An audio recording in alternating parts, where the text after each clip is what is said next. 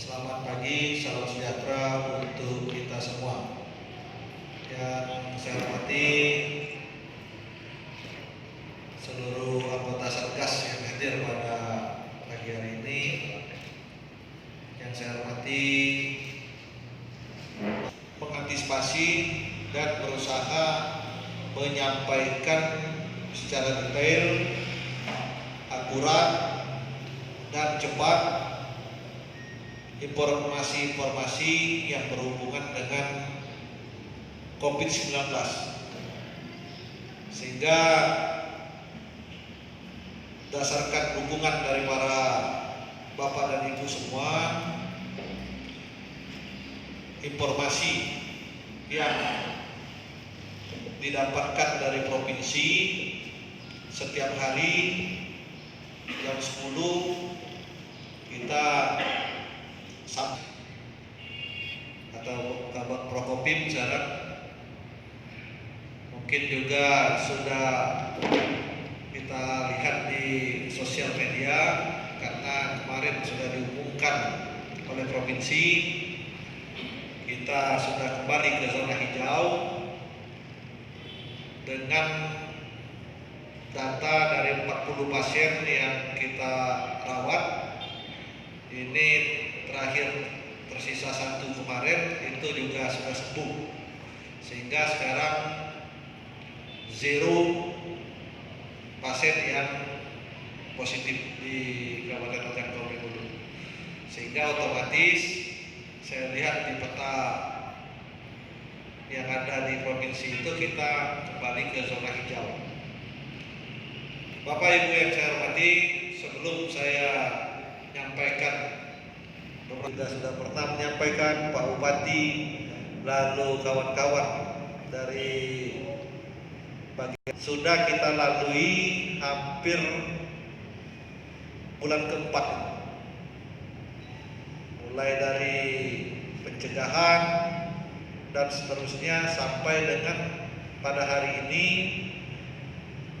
kita siap-siap menuju new normal. Banyak yang telah kita lakukan bersama.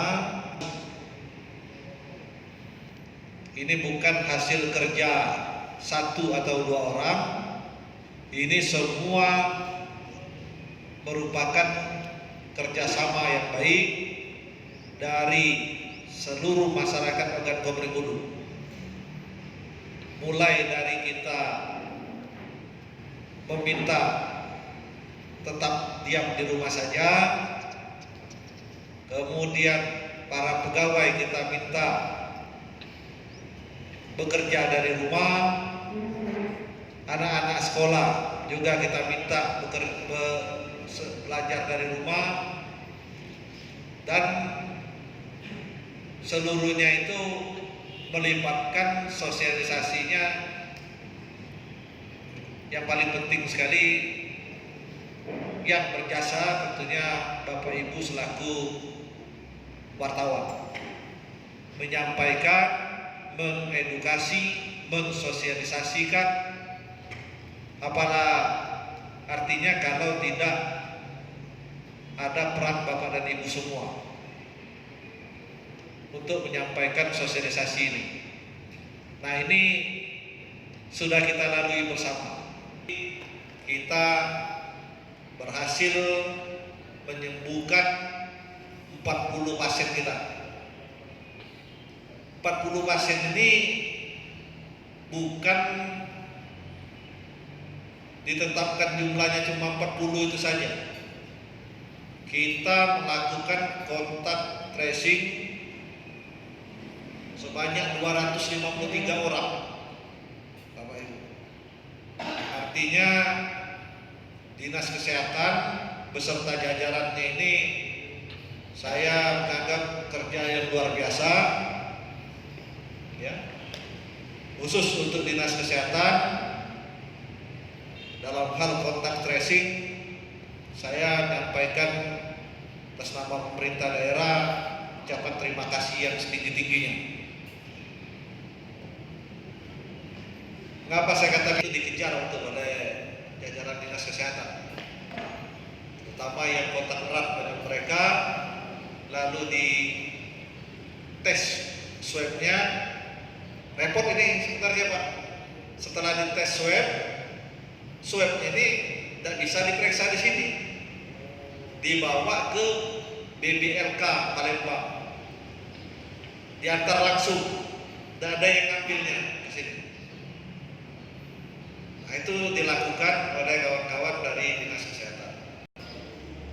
Positif corona ini di RSUD Ibnu Sutowo berjumlah 14 orang, Santo Antonio berjumlah 11 orang, kemudian Dr. Kusmir di Kanti berjumlah 3 orang. Lalu kita juga ada yang mandiri dalam pengawasan Puskesmas dan tim Satgas berjumlah 6 orang di kecamatan ini, desa untuk mengawasinya 6 orang. Mengapa secara mandiri? Ada yang masih anak kecil mereka ini, sehingga kita tetapkan berada di rumah karena suami istri, anaknya juga akan kasihan kalau ditinggalkan. Dan berjumlah 6 orang ini yang dirawat.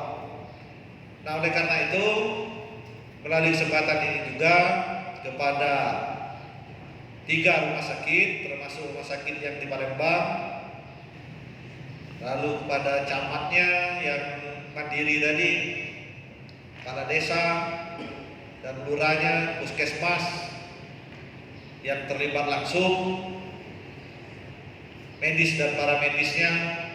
Melalui kesempatan ini juga atas nama pemerintah daerah saya menyampaikan ucapan terima kasih yang setinggi-tingginya. Ini kerja luar biasa, dalam kurun waktu 3 bulan ini kita bisa menyembuhkan keluarga kita yang sakit sebanyak 40 orang itu. Terus berusaha, harus kita lakukan semacam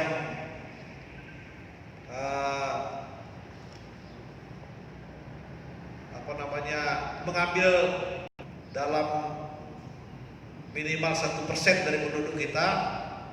Itu langkah yang selanjutnya di kerumunan massa, mungkin di pasar dan lain-lain. Ini nanti akan dijelaskan oleh Pak Rozali. Kita lakukan rapid test, ya, untuk membersihkannya betul semua kondisi yang ada di Oku ini.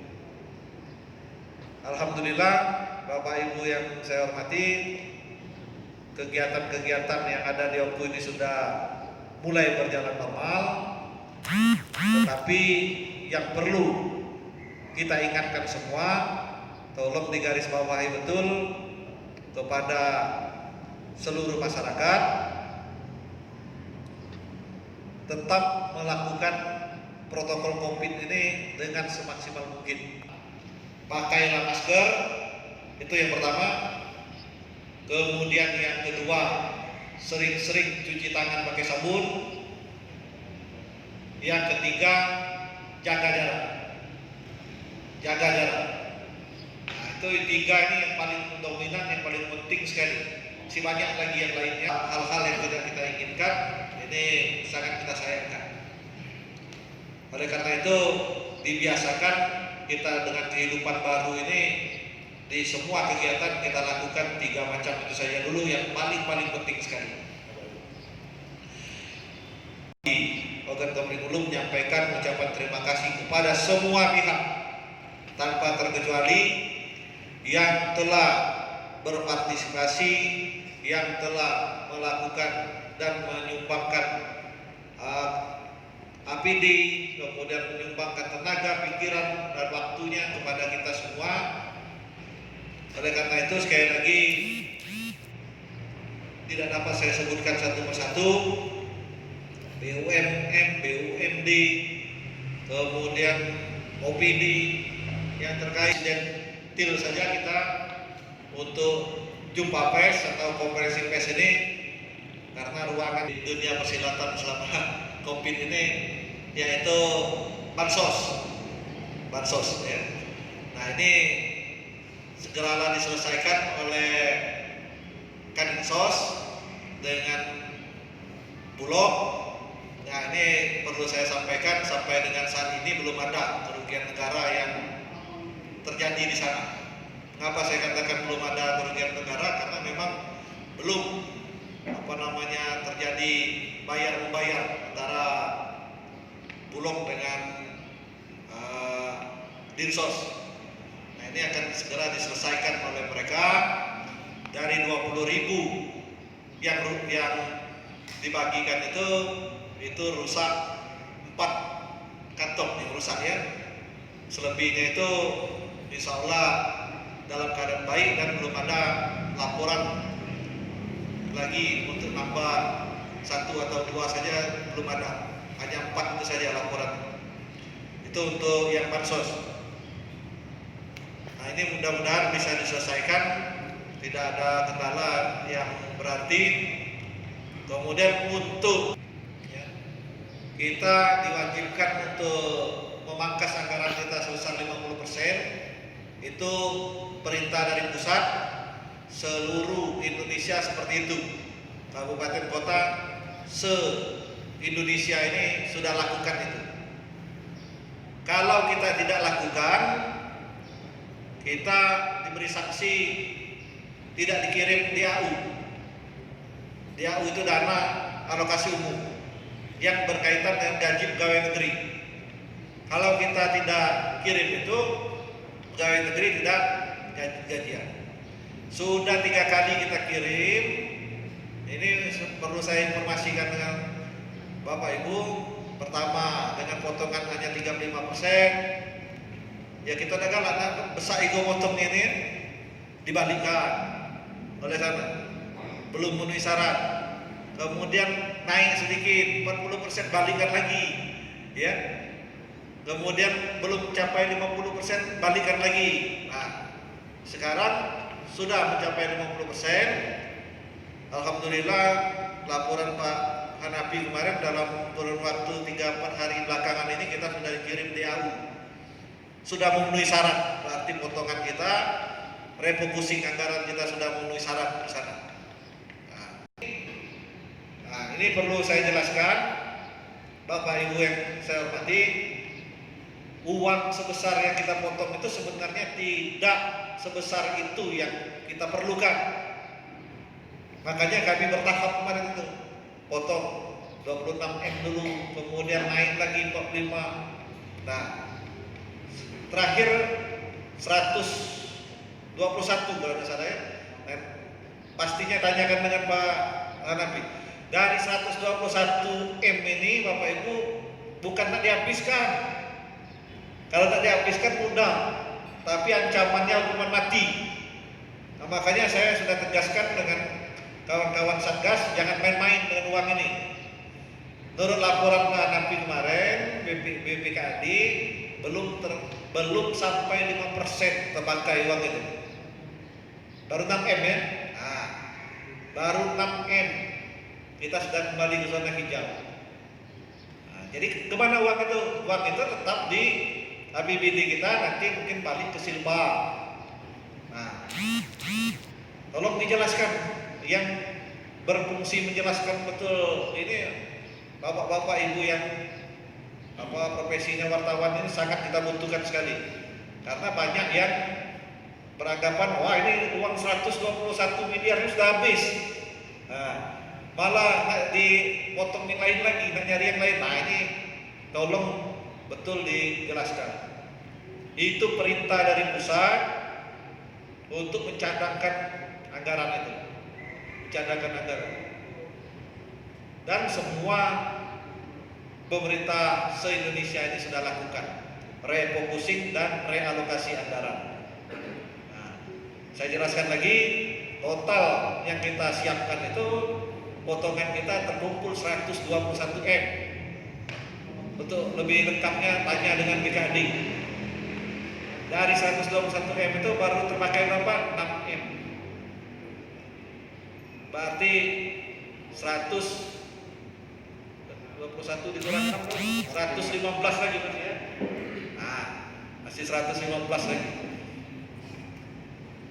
Saya khawatir nanti kalau dikatakan, "Woi, duit itu habis." Yang ini tadi, Dinsos tadi, mudah-mudahan, insya Allah tidak terjadi kerugian negara. Yakinlah Bapak Ibu. Saya sudah tekan Pak Dinsos, Bulog hati-hati kamu. Kalau terjadi kerugian negara, mantaplah kamu, ya. Tanggung jawablah. Nah, mudah-mudahan tidak. Nah, ya, oleh karenanya tolong diinformasikan lagi supaya kita image-nya di Sumatera Selatan ini bagus. Kabupaten Oku ini itu juga peran serta dari seluruh kawan-kawan pers juga sangat kita harapkan. Masalah COVID tadi pasiennya sudah sembuh semua, masalah Dinsos kita bisa selesaikan, tidak ada permasalahan. Kendali seperti itu Pak ya.